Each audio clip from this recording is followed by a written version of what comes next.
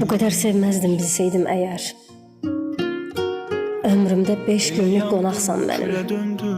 Ruhum elə gəlmir. Ne kadar gözümün önünde olsan, könlümden o kadar uzaksan benim.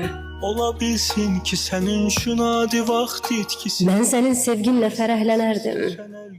Bir ürək Bilmezdim kör edip gözümü belə.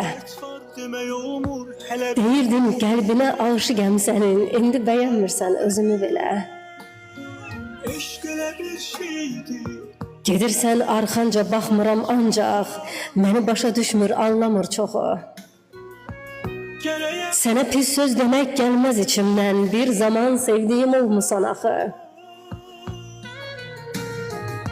Hardasan, necəsən ya da kimləsən, inan ki axtarıb araşdırmaram.